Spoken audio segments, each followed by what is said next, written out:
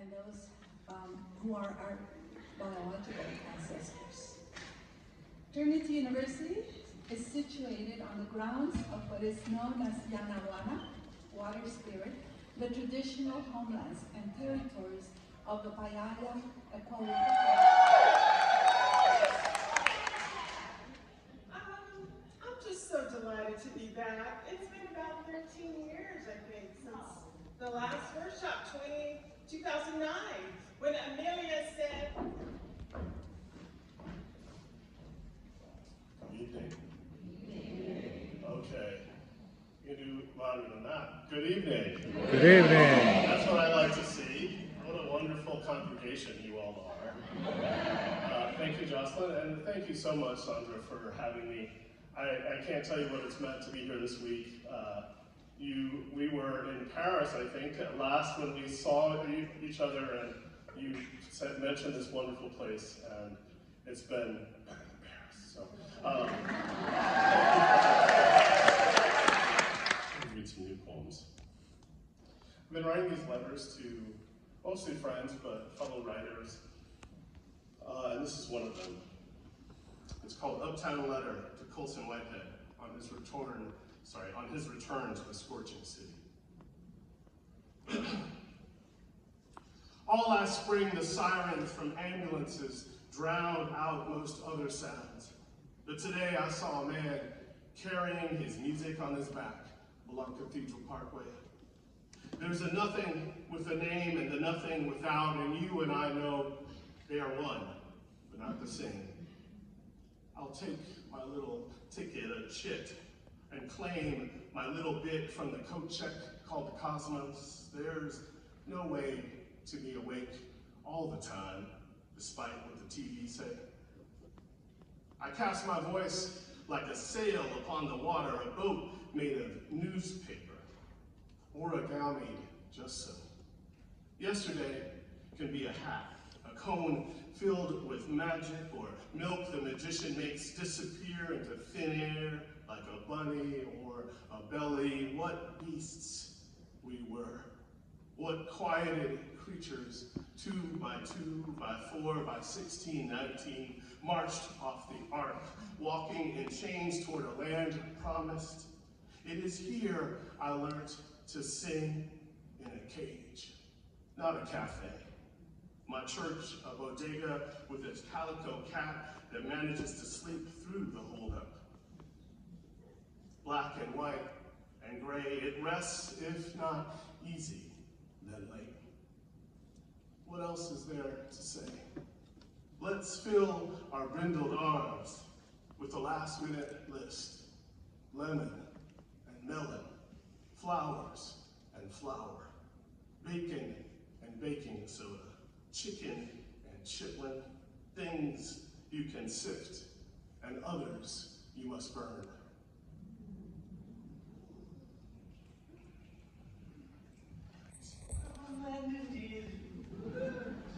Thank you all for your great spirits this week and your voices.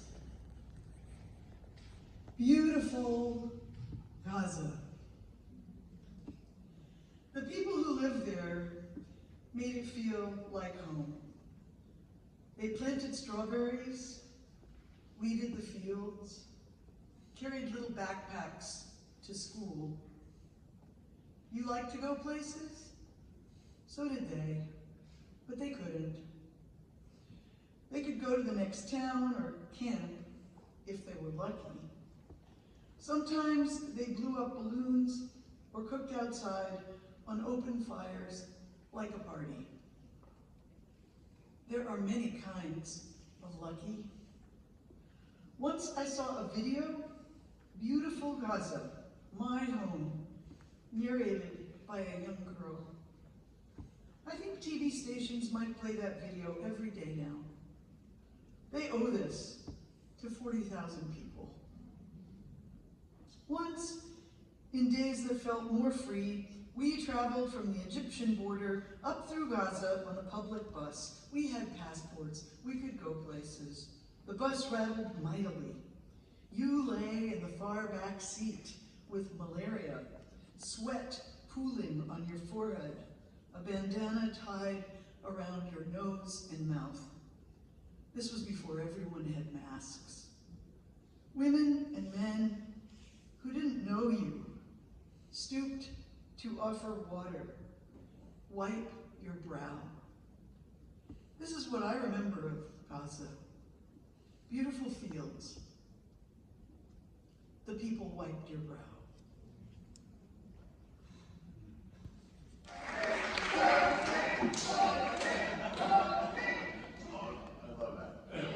We'll explain to them that. I'll explain to them that. So, as long as you open the Harris box, I gotta say this short, hopefully a short anecdote. But when I went to the White House to receive the National Humanities Medal, they march you in, and I didn't know I was going to be seated next to Harris, and because of like I was beat, which sometimes works in my advantage, and I was like first in the row, and I got really emotional. I was getting misty, and like literally, I think there was a few tears flowing. And to make you further understand what a great human she is, she just leaned into me, touched my shoulder, and said, "Honey, just take it all in." And that she's still not right at me.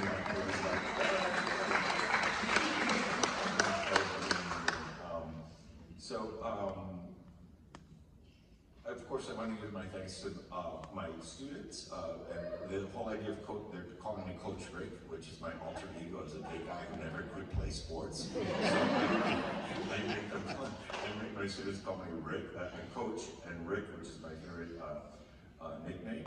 So thank you all. It's been a wonderful, wonderful week together.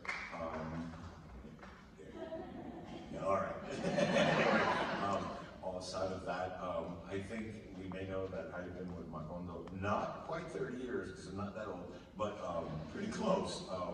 And to Sandra, when she first invited me here, and I just saw the magic of this place, and I've been partners in growing this place, but also just understanding the magic of it all. And then also for me, it's kind of a renaissance in a way, because this to me is also Macondo 2.0. I haven't been here for a while, I haven't taught for a while, and so to see this thing blossom, that I think it's part of Sandra's vision, but also the work of a lot of people that have had so much heart and soul at stake in this thing. So we're here, and there's definitely something really beautiful and wonderful happening. As I like to say, maybe this is talking to myself, but every poet is writing one poem of their life. And for me, that poem is the poem about home, belonging, identity, etc. All those things that call to mind when you say the word home. So I'll read a few poems about that.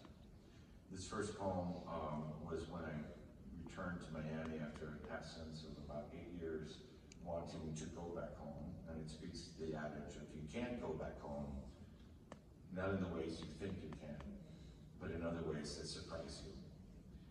And I invite you to think about that place, for what that kind of place means for you.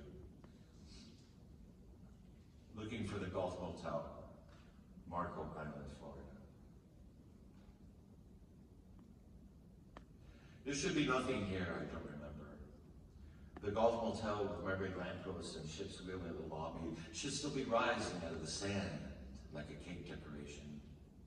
My brother and I should still be pretending we don't know our parents, embarrassing us as they roll a luggage cart past the front desk, loaded with our scruffy suitcases, 2 dozen loaves of Cuban bread, brown bags bulging with enough mangoes to last the entire week, our espresso pot, the pressure cooker, and a pork roast reeking garlic through the marble lobby.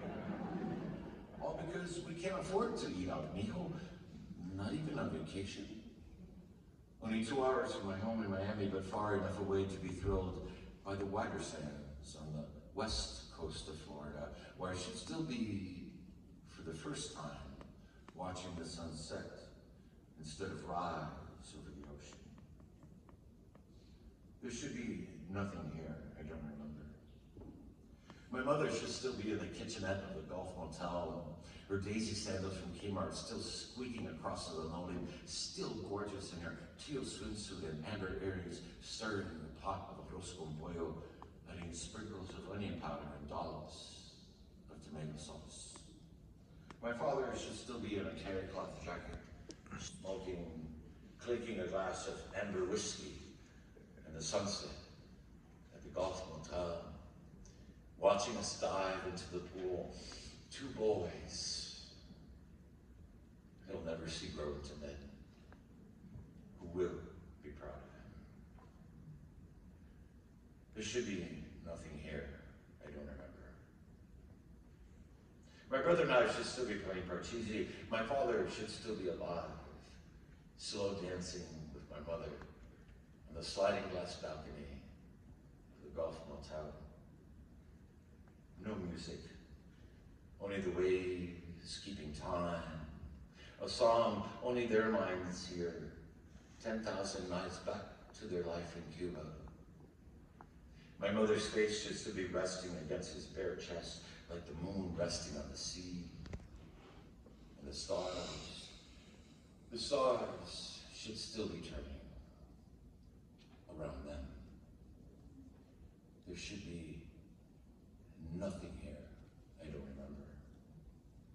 My brother should still be 13, sneaking around in the bathroom and sculpting naked women from sand.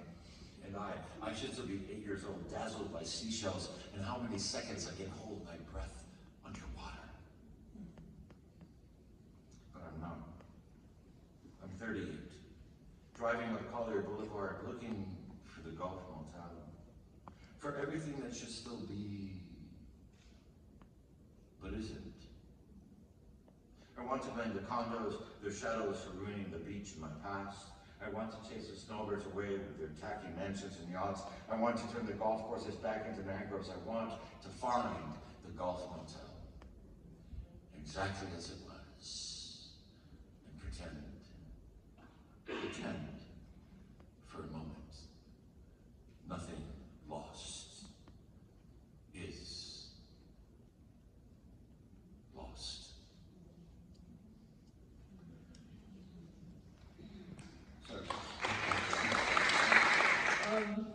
First of all, a huge thank you to Sandra and everyone at Macondo. I just feel so at home in this new homeland of mine. Thank you. Thank you. Mil gracias.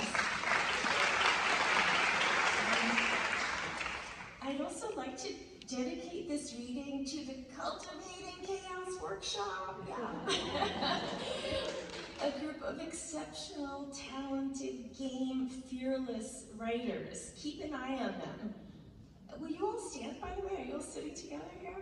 Just stand a minute. Look at them. You're going to be reading their books. You're going to be reading their books. Thank you. Thank you so much.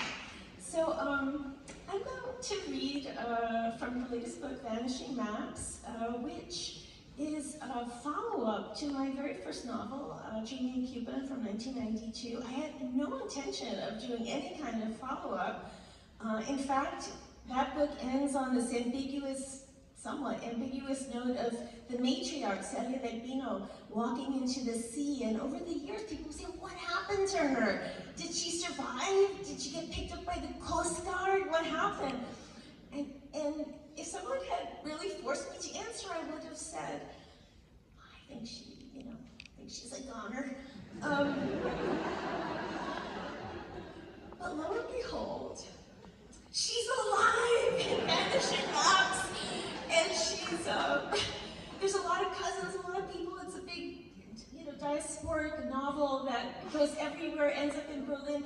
But I want to follow up with Celia because she's the one everyone has asked me about over the years. She's now 90 years old. She has stayed in support, an avid supporter of the revolution since its inception. She had a big love affair in the 30s with a Spaniard, a married Spaniard.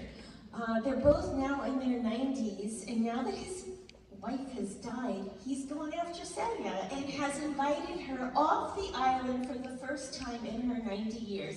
She's visiting him, so I'm going to just read their reunion. The only thing you need to know, there's no little extra shelf space for water, one second.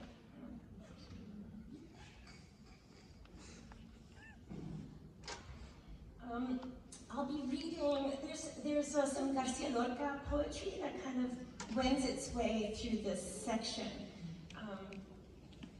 You're both big fans. And it takes place in Granada. And this is the first scene of the reunion.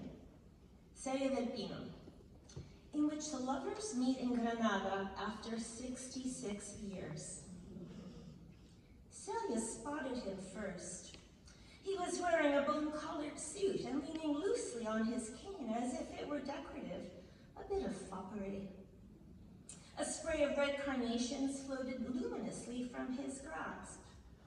Gustavo was bald and elegant, but didn't remotely resemble the man she remembered. His left eye looked milky, too. A cataract? Celia waited, watching him. One second. Celia waited, watching him, as her past and present converged. Gustavo continued to scan the arriving passengers and finally settled on her. His expression flagged almost imperceptibly, but his eyes remained joyful. Celia's fitted green dress was cinched at the waist.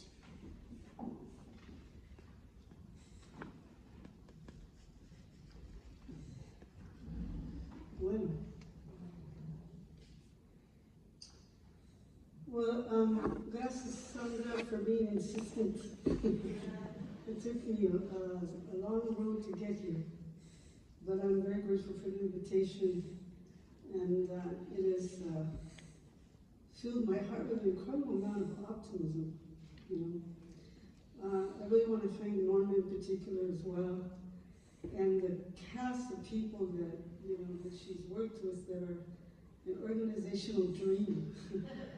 So I can't say all your names, but it was really beautiful. If one more person said to me, "Are you okay? Do you have what you need?" Like, "Oh, can I go home? Can you take me? I want to go home with you." You know, it's beautiful. The other part is just to say that this experience of teaching, I always want to, and you're supposed to really applaud when I say this first part. I liberated myself from academia in June 27th of this year. So,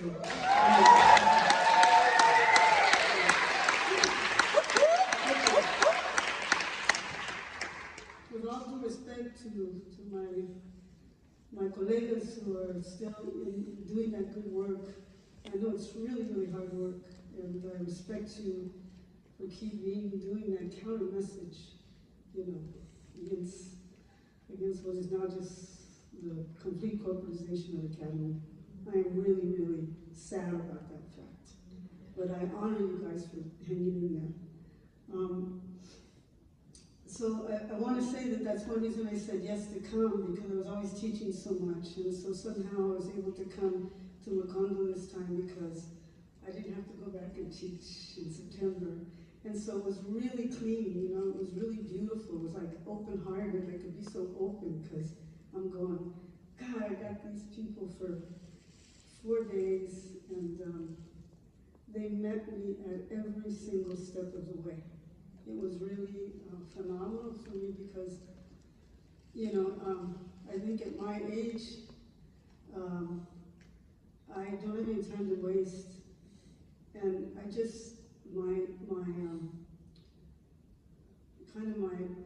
benchmark of what we need to do as writers goes higher and higher every day. And what I hope for and expect as my colleague writers, my peers, and I consider these folks in my workshop, and I know all the other people feel this way too about your folks and yours, that they're my peers. Because they're taking their writing that seriously, like it's front burner, even though they have to squeeze it in and, you know, got other jobs and everything else. So, but this particular group, and I know we all feel that way about our group, but mine's the best, so I just want to share that. So.